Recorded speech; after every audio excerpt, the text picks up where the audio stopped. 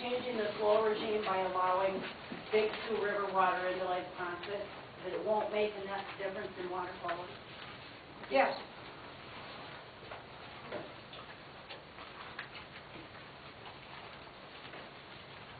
And you stated that allowing the lake to get shallow at times actually causes increased water temperature and evaporation and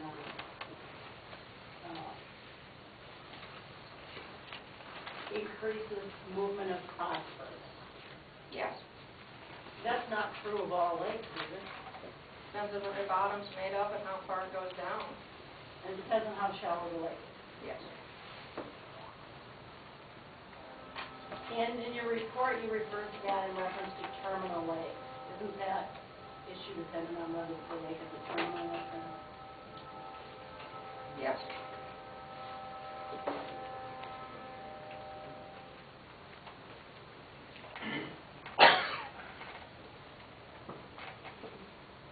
And you indicated that you studied the lake with respect to 2007 and found that in 2007 there were no inflows into Lake Ponset, but yet you found that the phosphorus levels were higher? Yes.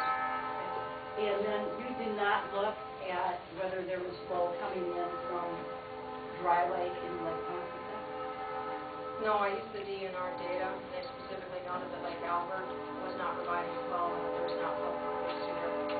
So you didn't look at whether or not Dry Lake was flowing into Ponset? I wasn't there in 2007.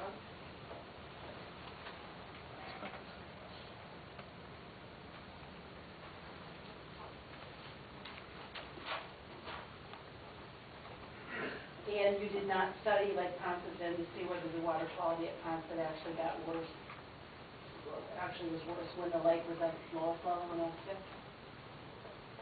If I don't understand, I think that goes back to this Exhibit 12. Yes. There was data taken by DNR during that time, and it was in the, let's see, early sample was about 0.11, late sample about 0.165 milligrams per liter. But I guess worse is relative to something, and I don't know what something you're referring to.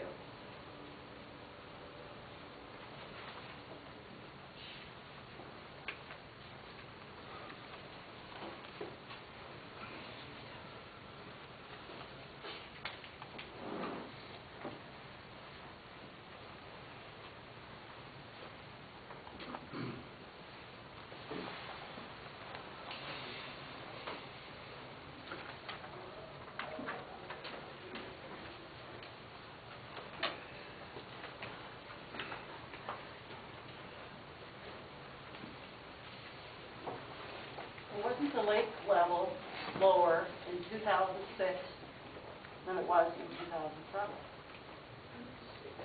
I want to pass this right.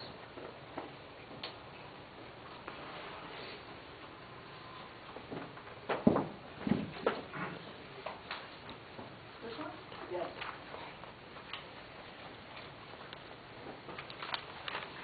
Let's see, that's Exhibit 4, so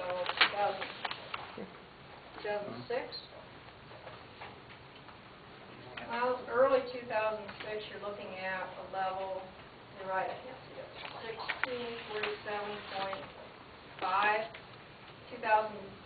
Later 2006, it actually dropped lower than that to about 1646.3. And then starting in 2007, it comes up a bit, it looks like, to maybe 1648.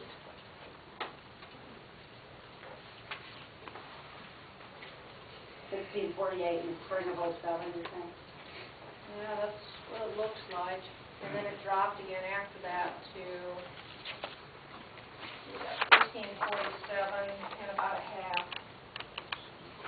These samples are actually taken 2006, they tended, if they took 2 samples in a year, tended to be one approximately June and one approximately August. And it looks like, the early sample in 2006, when it would have been, well, about that same level, it looks like 1647.5, is about the same level that we're seeing as water back over here.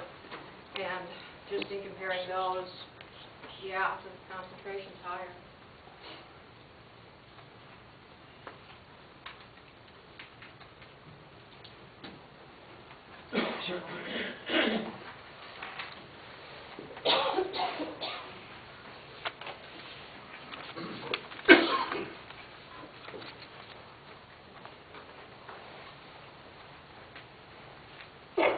An increase in nutrient loading leads to more phytoplankton. Am I saying that word correctly? Phytoplankton? Yeah. It can lead to more phytoplankton, doesn't necessarily mean that it will. An increase in nutrient loading leads to more phytoplankton and plant growth, as well as lessening of depth due to sediment being deposited in the lake. That's accurate, isn't it? I don't know if that's in my report. Is it accurate? It depends on a number of factors. It's what you said in your report, page 15. 15, okay? Do you stand by that? I can find it.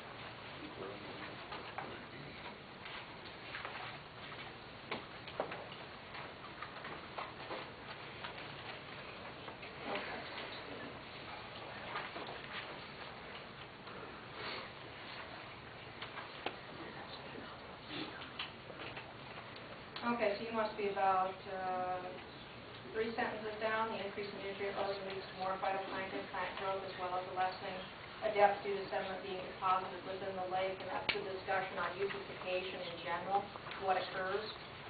So in the eutrophication process, the natural process, that increase in nutrient loadings over tens of years or hundreds of years can decrease that lake.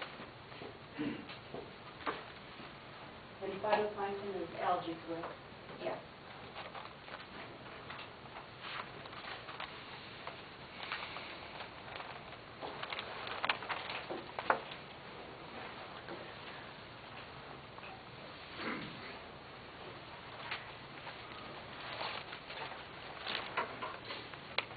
The most common recommended method of controlling or managing algae is to control the supply of nutrients, correct?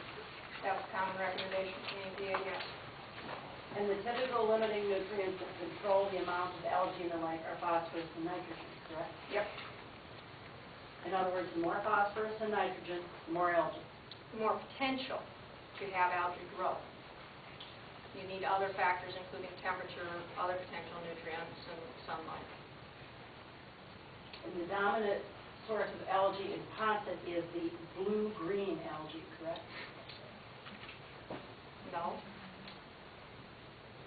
It is not. No. In your opinion, what is the dominant source of algae in Ponset? The You're asking dominant for the type of algae species?